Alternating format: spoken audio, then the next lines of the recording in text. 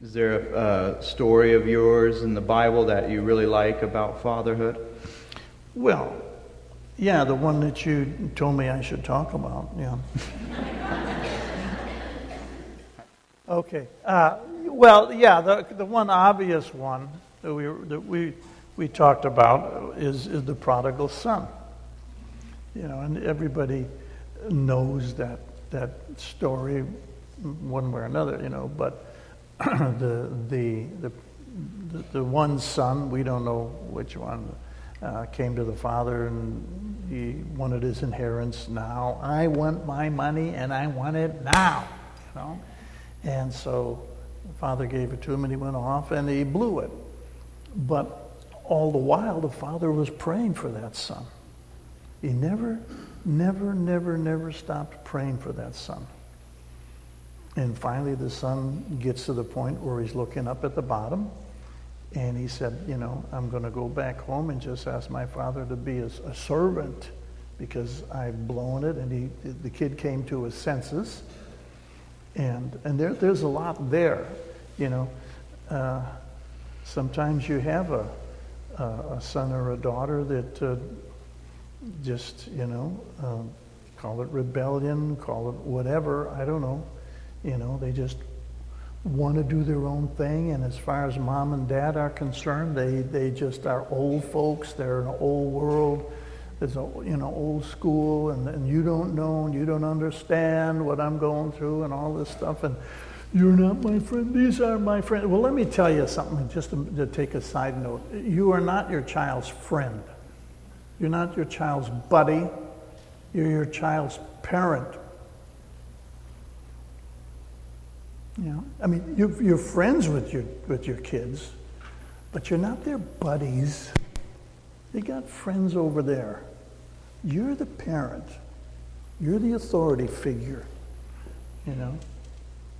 Okay, so now they get older and they're trying their wings and they're doing their own thing.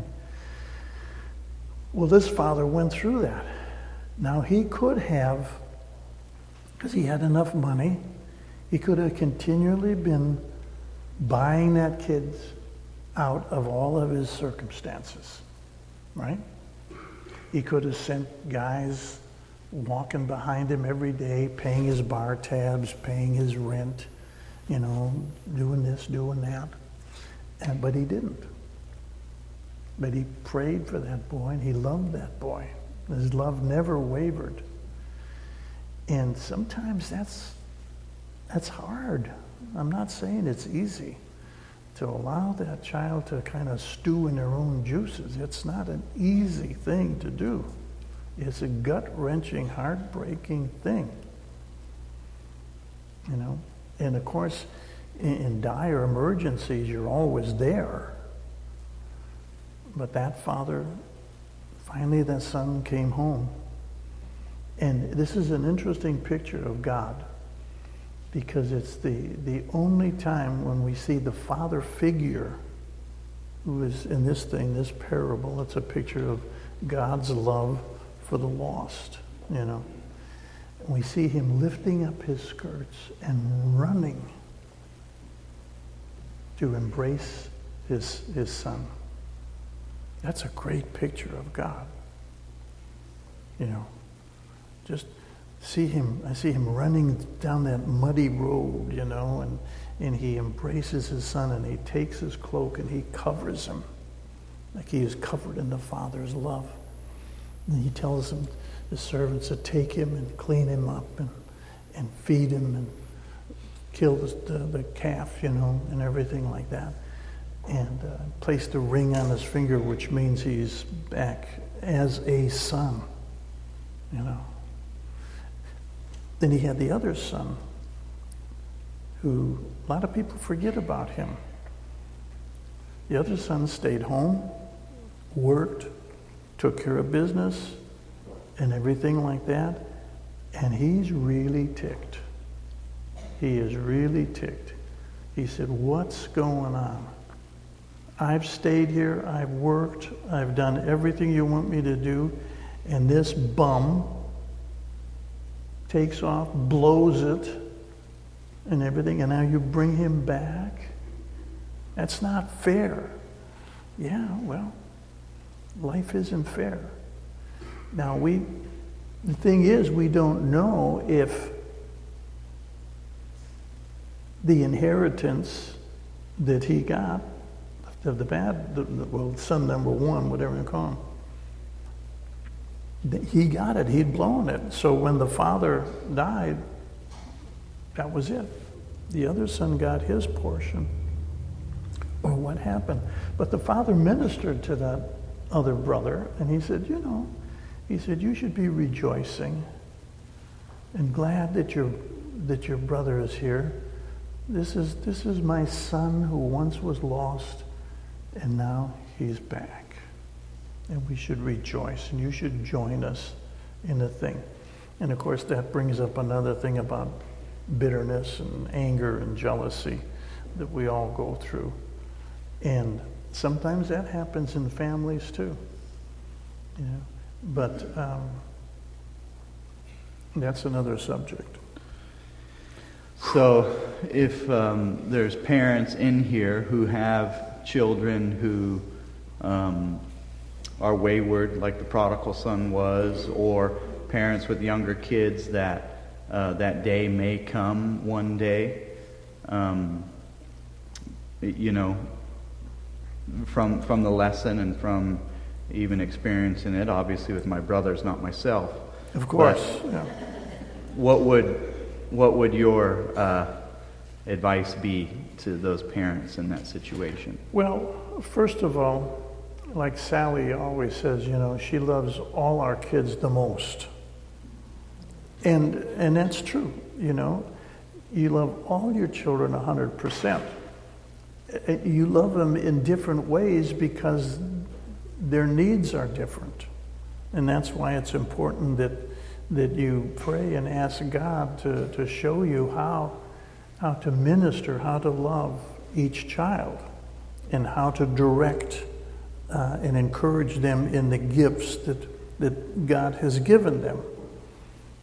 And those gifts develop over a period of time as they mature. Craig, of course, told us that he was going to be an attorney when he was a young teenager, and he is,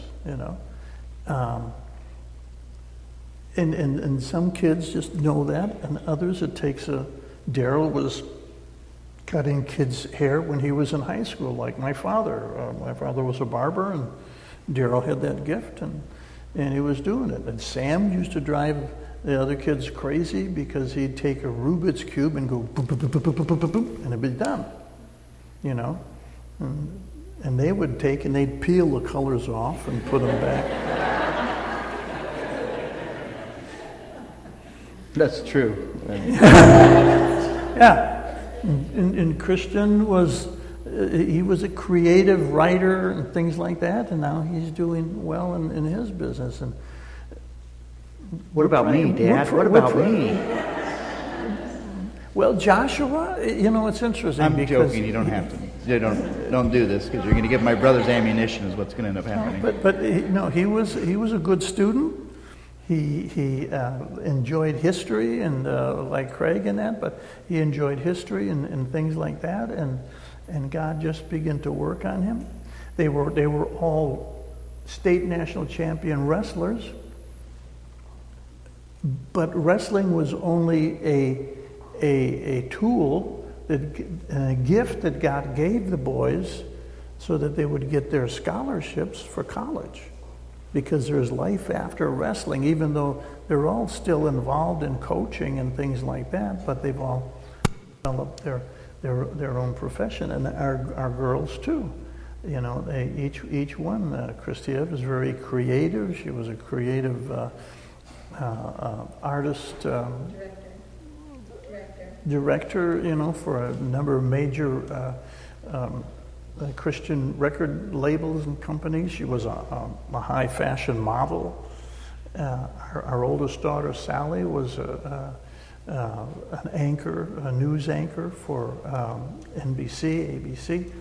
And each one has had it does have a particular, personal, gift and everything, but they all love the Lord in their capacities, and we never tried to force them into any particular thing, but prayed for them and encouraged them. And the thing is, with your children, as long as they give it 100%, you can't punish them if they fail.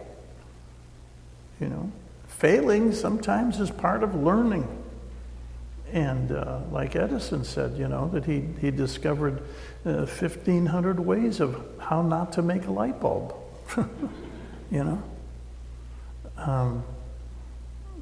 And sometimes we put our children on a level, on a plateau that it's impossible for them to reach at that point in time. We forget that they're young people. We look at some of our young men and young girls and forget that they're children trapped in an adult body. And we give them things like, on one hand we say, you're old enough, you know better not to do that. What's the matter with you? You're old enough. And then on the other hand we say, who do you think you are? You're not old enough to do that. And I've done the same thing, and that's part of, but we just have to be careful.